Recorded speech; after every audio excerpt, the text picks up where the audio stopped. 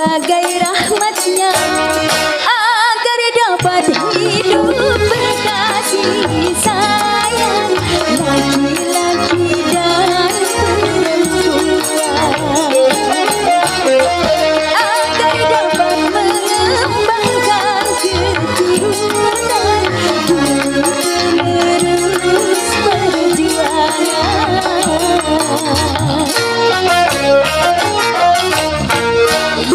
Begitulah Tuhan meletakkan nilai cinta dalam kesucian.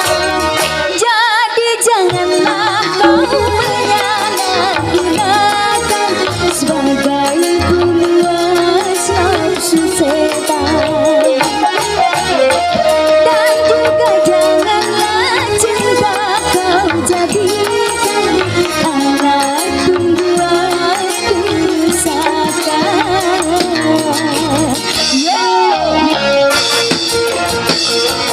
Buat manis wajah yuk kita goyang sama-sama.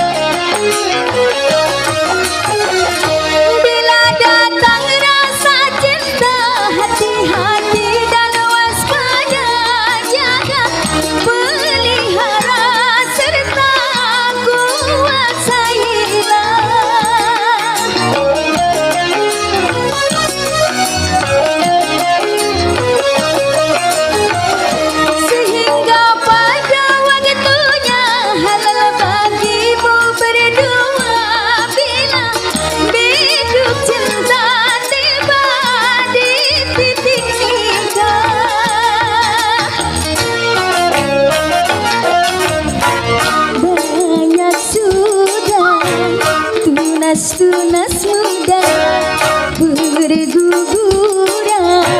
sebelum berkembang, korban dari nafsu birahi durjana yang mengatasnamakan cinta. Janganlah kau menodai citra cinta yang memang suci dan mulia.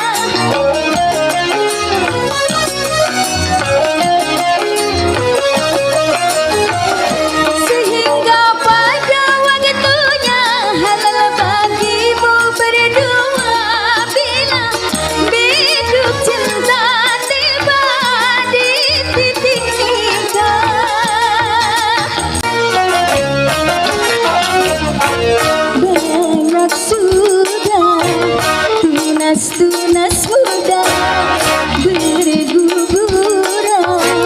sebelum berkembang, korban dari nafsu birahi durjana yang mengatasnamakan cinta. Janganlah kau menodai citra cinta yang memang suci dan mulia.